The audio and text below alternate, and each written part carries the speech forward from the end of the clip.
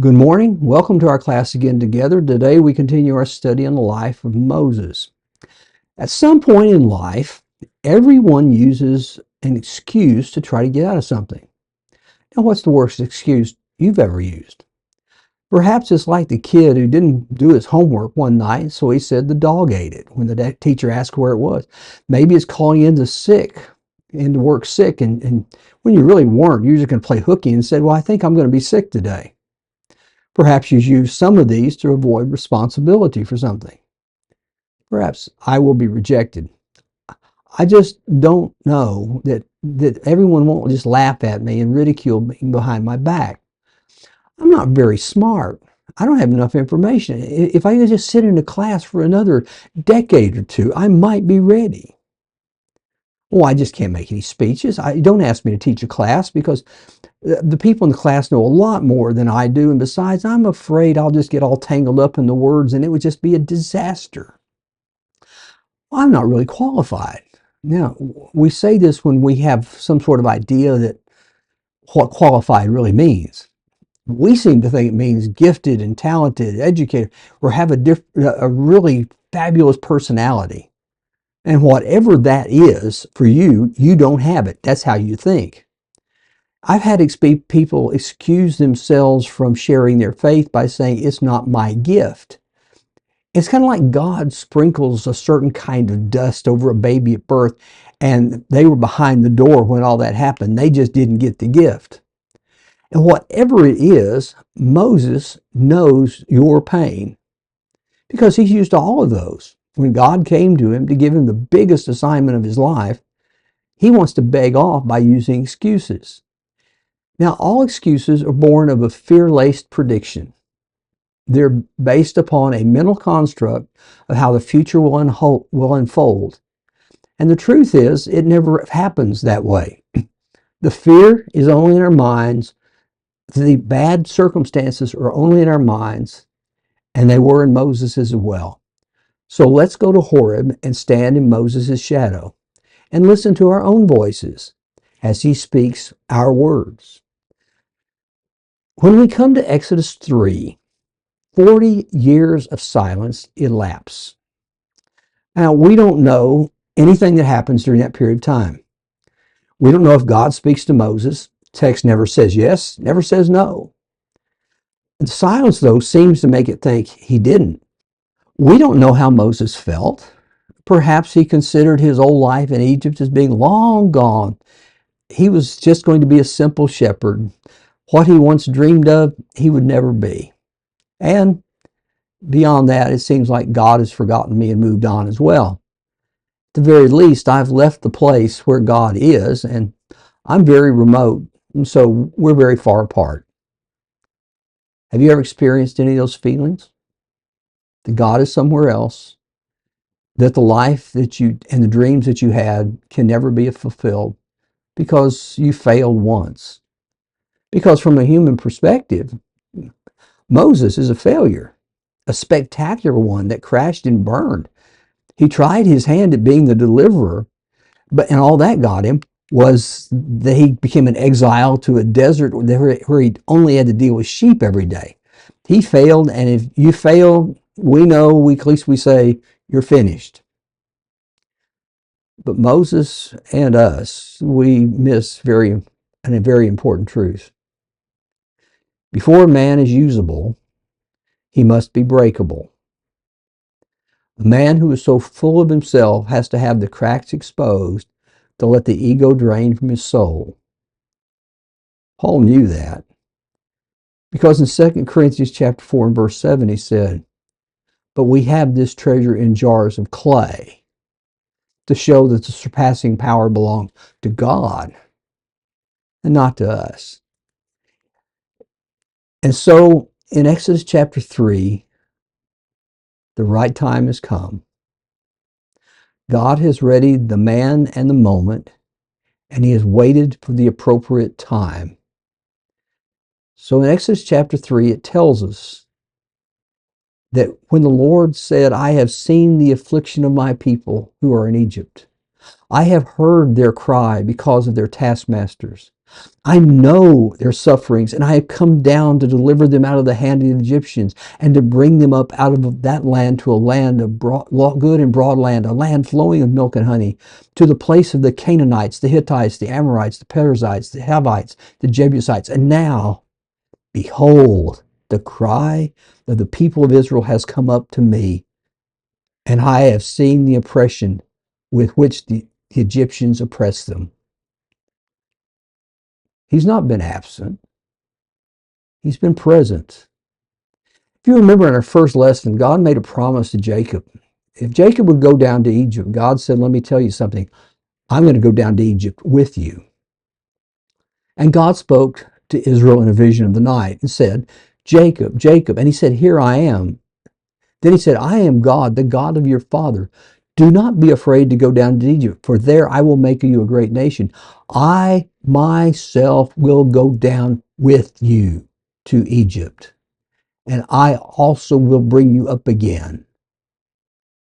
God was still in Egypt with his people, enduring their suffering, knowing their state, and getting ready for the right moment to bring the people out when they would be ready to follow. So, after 40 years, Moses comes across a burning bush moment. The third chapter opens with a curious sight. Now Moses was keeping the flock of his father-in-law Jethro, the priest of Midian, and he led his flock to the west side of the wilderness and came to Horeb, the mountain of God. And the angel of the Lord appeared to him in a flame out of fire out of the midst of the bush. He looked, and behold, the bush was burning, and yet it was not consumed. Now I want you to notice something about this little passage. Moses didn't get out of the tent that morning saying, I bet this is going to be a special day. I bet this will be a life-changing day. It was an ordinary day, just like every other day for the last 40 years. He would get out of the tent, he would go to the sheep, he would stand in the shadow of Mount Horeb with those sheep bleating, and he'd go through the same motions of finding grass and finding water and finding pasture. And Moses, as a shepherd, had taken him sheep where there was grass. Sometimes it required many months in the desert, constantly moving to do that. On this day, he was at Horeb. Now, Horeb is at the southern tip of the Sinai Peninsula, and it will be known by another name in several chapters, the name called Sinai. I find it interesting that God meets Moses on this mountain at monumental times. This is the first, what happens in this lesson. But the next is when he receives the covenant from God. Now, all the bushes at the base of that mountain are ordinary bushes. There's nothing special about the bush we read of here. What is special is about what is happening to it. The truth is, you never know what God will do with an ordinary day in your life. That's what Moses discovers. Out of this ordinary day, something extraordinary happens. Because at the base of Horeb, there was a bush there that Moses noticed something different. The bush was aflame, but it wasn't being consumed. The flames licked its branches, but the fronds stayed green and supple. At this moment, the ball is in Moses' court. He could have shrugged his shoulders and kept moving. But instead, he makes a choice. Exodus 3 and verse 3 says, And Moses said, I will turn aside to see this great sight, why the bush is not burned. And when the Lord saw that he turned aside to see, God called out to him out of the bush, Moses, Moses. And he said, Here I am. It says he turned aside. He left his original course to go see the bush. And God waited. When he saw his interest, he called his name. I always wonder how Moses must have felt when God spoke. God speaks his name. He knows Moses. He remembers him. He calls him by name. I've learned in my life that when you use someone's name, they become a real, actual human being.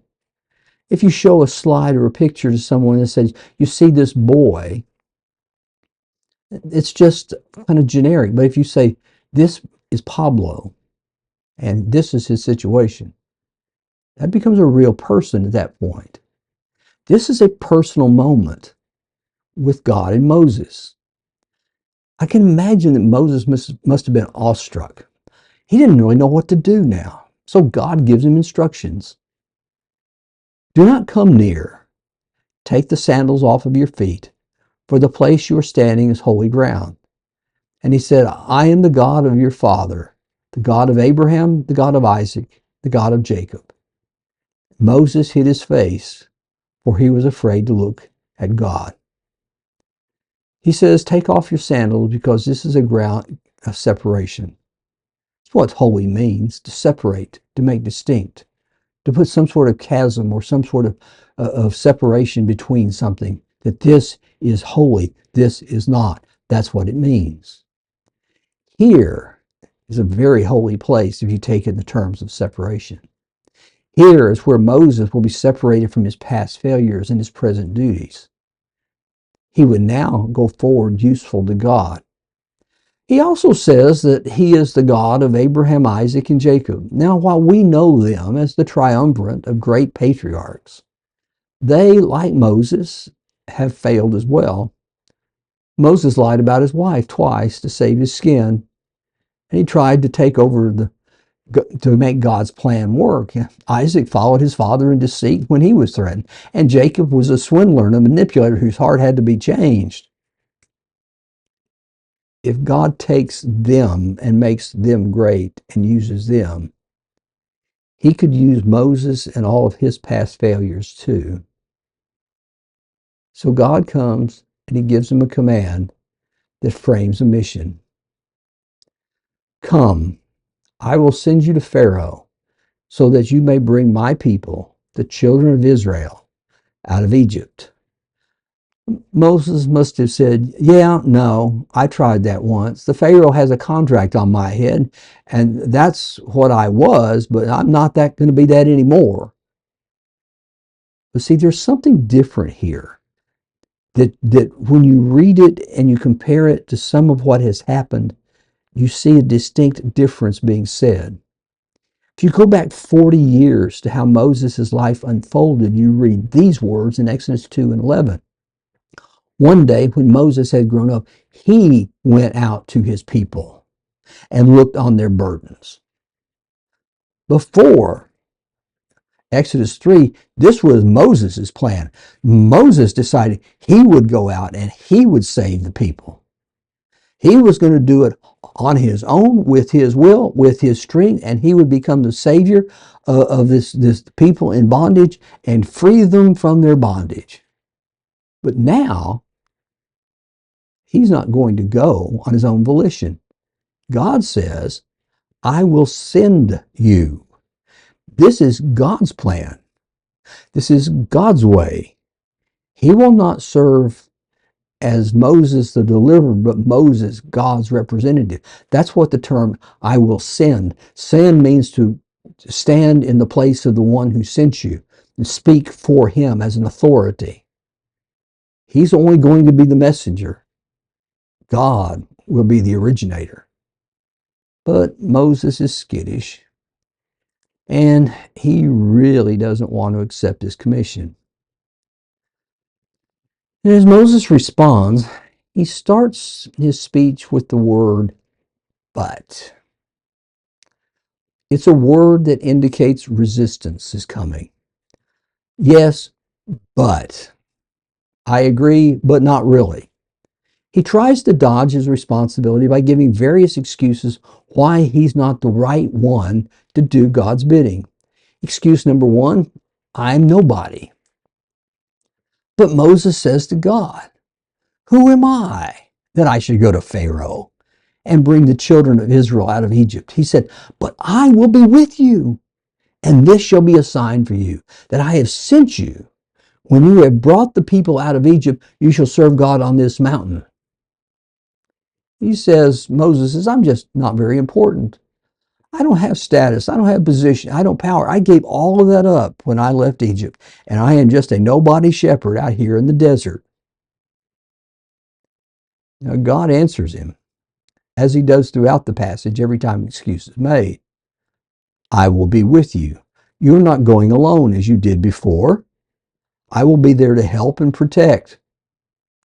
This is not a solo mission.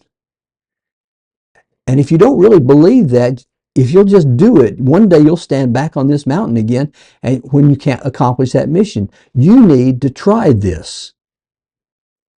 That's not enough for Moses. So he uses a second excuse. I don't have enough information. Then Moses makes this excuse that so many Christians make while refusing to teach a class or do any form of evangelism. I just don't know enough to do that. Now, if you've ever asked people, how much do you need to know? They don't have an answer to that either. They just know they don't know enough. It's a way to say, I don't have to do it. Then Moses says to God, if you come to the people of Israel and say to them, the God of your fathers has sent me to you, and they ask me, what is your name? What shall I say to them? He says, they're going to ask me to prove I talked to you. What am I going to say? Am I going to say, a bush told me to do this? I don't even know your name. And they're going to ask me what your name is. And I really don't know that. God said to Moses, I am who I am. And he said, say this to the people of Israel, I am has sent me to you. The term I am means one who has always and will always exist. It is eternal and everlasting, present. In John's Gospel, Jesus said, before Abraham was, I am. He had no origin. He had no end. It transcends time and place. That's who God is. That's his identity. He is the I am, the one who is constantly existing. It would become an unspeakable word for the Hebrews. In fact, in Hebrew, when you come across the name of God as described here, you'll only get 4 Hebrew characters, something called the Tetragrammaton. And over the centuries, when the Israelites would use the Tetragrammaton, they would substitute the term Adonai, or Lord, in its place. And so today, you can see that in places like the King James Version, where the term Lord is in all capital letters. And when you see that, you know the original part of that was those 4 characters in Hebrew, the I am. And when you take the consonants from the first and add the vowels of the second, you get a strange verbal mashup that has come out. It's kind of a mongrel term that came out of the King James Version, Jehovah. Not a real word, a made-up word, a combination of consonants and vowels of 2 words. But it's not just information that Moses needs. God gives him an answer, but he also gives him more than that. He gives him assurance. God also said to Moses, say this to the people of Israel. The Lord, the God of your fathers, the God of Abraham, the God of Isaac, and the God of Jacob has sent me to you. This is my name forever, and I am to be remembered for all generations.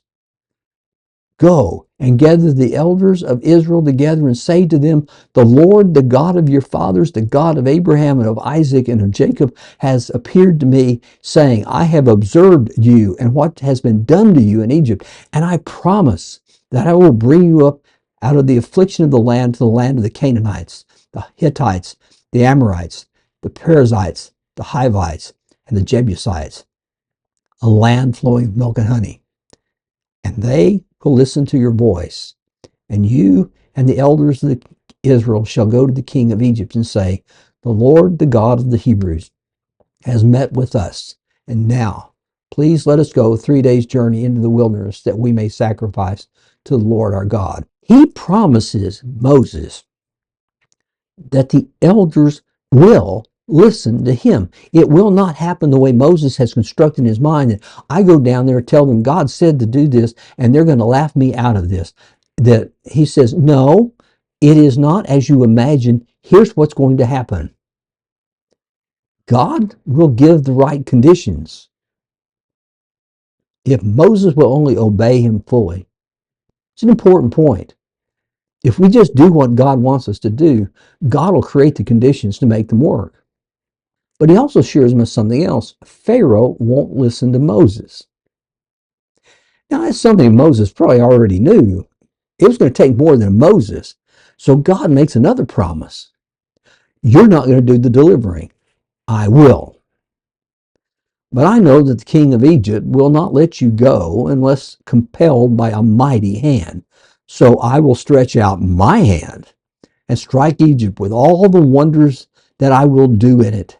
And after that, he will let you go. The mighty hand of God will be the power. Moses will do nothing but deliver the message and just say, watch God work. This was so different than it was 40 years before, when Moses says, watch what I do. Now it's the mighty hand of God, not the mighty hand of Moses, that will do the delivering. And so the third excuse is, I just don't have any respect. Moses says, I really don't have standing in the eyes of the people. I'm unrecognized as a leader. In fact, the last time I tried to do this, they mocked me. And so Moses says to God, but behold, they will not believe me or listen to my voice, for they will say, the Lord did not appear to you. Few of us are gritty enough to go when we've been embarrassed and put in our place. But God is undeterred. He says, I'll handle your credibility problem. I'm going to give you a way to prove I spoke to you and that I have given you my commission to go to Pharaoh as my spokesman. The Lord said to him, what is that in your hand? And he said, well, a staff. He said, well, throw it on the ground. So I threw it to the ground and it became a serpent. And it says Moses ran from it. It's frightening. But then the Lord said to Moses, put your hand out and catch it by the tail. So he put his hand out and caught it and became a staff in his hand. That they may believe that the Lord, the God of their fathers, the God of Abraham, the God of Isaac, the God of Jacob, has appeared to you. But he says, you just have this ordinary shepherd's crook. Throw it to the ground. Serpent slithers away, pick it back up, it becomes a staff again. He said, how are they going to dismiss that? But they might. So again, the Lord says to him, put your hand inside your cloak. And he put his hand inside the cloak, and when he took it out, behold, his hand was leprous like snow. Then God said, put your hand back inside the cloak. So he put his hand back inside his cloak, and when he took it out, behold, it was restored like the rest of his flesh. If they will not believe you, God said, or listen to the first sign, they'll believe the last one. Put your hand in your cloak, you will become leprous, that incurable disease of banishment. But then suddenly put it back in and it will be clean as it was. He says they may doubt the first. They'll be convinced of the second. God has wisdom here. God always does. It may be fanciful to man, but it has wisdom and power behind it. It may not make sense, but it does have power. You don't go with them with your own power and your own position, God tells Moses. You go with my power in your hand. Let my power prove the day. Finally comes, and then it comes a fourth excuse. I just cannot speak. Moses is like many people. He didn't like to make speeches. It's been said that the third greatest fear of people is dying, but the greatest fear is the fear of public speaking. And what that really means is more people would rather die than give a speech. Moses has that same problem. Moses says to the Lord, oh my Lord, I'm not eloquent, either in the past or since you have spoken to your servant, but I am slow of speech and of tongue. He says, I'm thick-tongued. I can't get the words straight. I'm not fluid. I'm tongue-tied. I don't know what I'm saying. I'll be all misunderstood. But then God points something out. Who made man's mouth? Who makes him mute or deaf or sing or blind? Is it not I, the Lord? Now therefore go, and I'll be with your mouth and teach you what you shall speak. Do you not think I know about your mouth? Do you not know that I made it and I made it the way I see fit? Don't worry about your mouth. I'll be with your mouth. I'll put the words there. You don't have to come up with them even. I'll just speak and I'll speak through you. He says, I really don't think that's a good excuse to tell the maker of your mouth that it doesn't work very well. And finally, though, Moses runs out of excuses and he finally comes down to what he really wants to say. Just send somebody else. But he said, oh, my Lord, please send someone else. Then the anger of the Lord was kindled against Moses.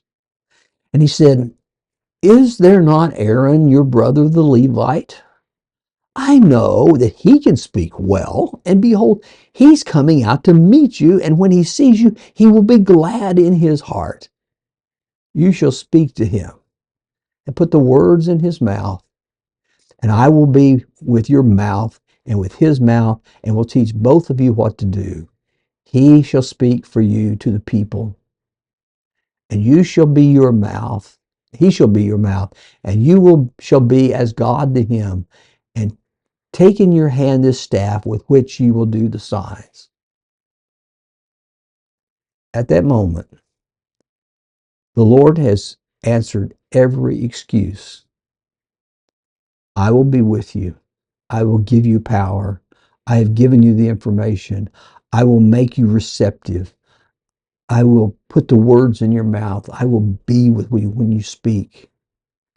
When Moses gets stubborn, God becomes angry. It's usually what happens. When he gives us everything that we need and we grow stubborn, the anger of God is aroused. He understands and he's patient, but not patient with stubborn disobedience. He says, I'll send Aaron with you. Now I think it's interesting that God explains who Aaron is. He's your brother, the Levite. Now, we don't really know how well Moses really knew Aaron. After all, at the age of 3 months, he was taken from his home, and he didn't get to really know Aaron. And it can be assumed that Moses' mother, his Israelite mother, told him about his siblings. But as to personal contact, it must have not happened very much, and it must have been very strange if it did happen at all.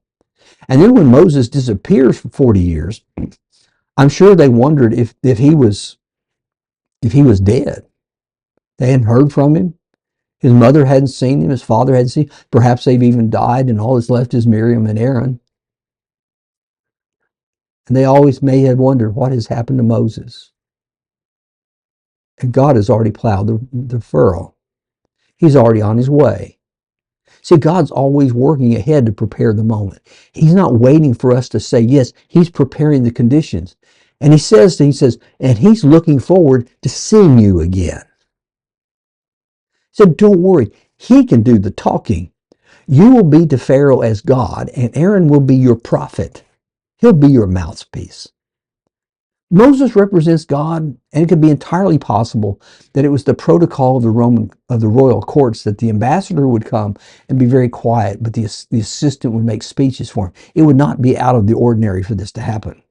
Now it becomes clear God gives him a spokesman and partner, and puts a staff with all of the power of God in Moses' hands. And he said, I gave you what you need to accomplish the mission.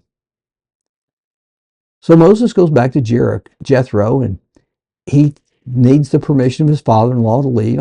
Perhaps, or he's even secretly hoping that Jethro will say, no, you can't go. But instead, he does exactly the opposite. I have a feeling that's the hand of God too. It says that Moses went back to Jethro, his father-in-law, and said to him, please, let me go back to my brothers in Egypt and see if they're still alive. And Jethro said to Moses, go in peace. And now, it is time for God's plan of 400 years to come to the pinnacle. It's time for Moses to assume his role as deliverer and to return to Egypt to start a new chapter in history. Behind this entire lesson is a simple principle that extinguishes every excuse we can make not to serve God. God expects us to do what we can, not what we can't. And He knows us better than we know ourselves. When God came to Moses and said, I will send you, He knew that Moses was capable of doing that. He knew what he couldn't do as well. He doesn't give anybody, you and me and Moses, He doesn't give anybody an impossible job. Sometimes when we're faced with serving the Lord, we say the words, I can't. God would not give you something to do that is impossible. It may be difficult, it may be challenging, but it is doable. So never tell God no when He comes, because He knows you better than you know yourself. He'll never ask you to do what you cannot do. So if He's asking you to do something, He knows you can do it. Then it comes to the matter of will you? But we also discovered that when God sends, it's not a solo process. When God sends, He also provides resources. Moses was going to be the spokesman and have concrete demonstrations of power. He was given the information to prove his mission, the power of convince. God never pushes us into life's fray alone and says, good luck, you'll need it. He gives us everything that we need as far as resources to make them happen. Peter said in his second letter, His divine power has granted us all things that pertain to life and godliness, through the knowledge of Him who called us to His own glory and excellence. He has granted us all things. He has given us everything we know, everything we need, nothing that we lack, in order to do what He wants us to do. So if there's a problem, it's not with what is lacking, it's what we are lacking inside of us.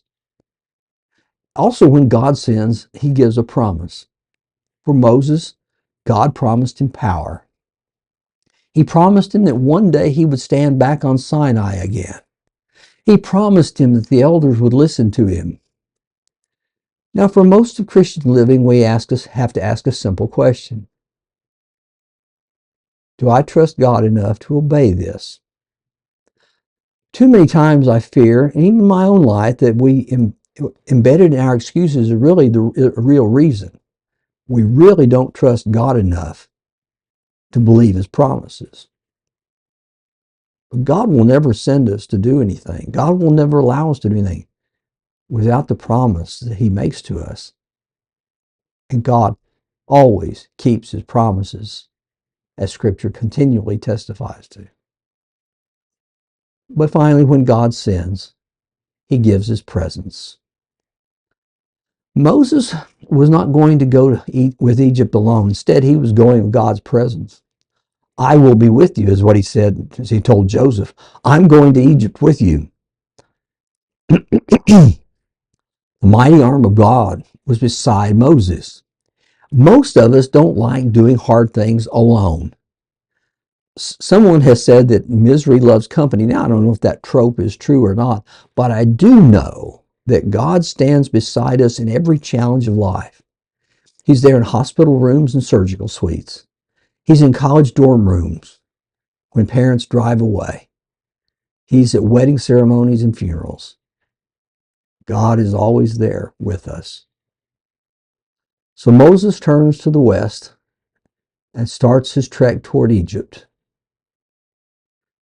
He is going to learn even more that God is with him, that God will help him.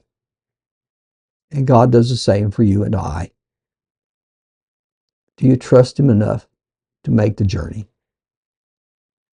I'm glad you've joined with me today, and I hope you've enjoyed it together. And next week, we'll continue our study of Moses. So until then, have a great day, and I'll see you again next week.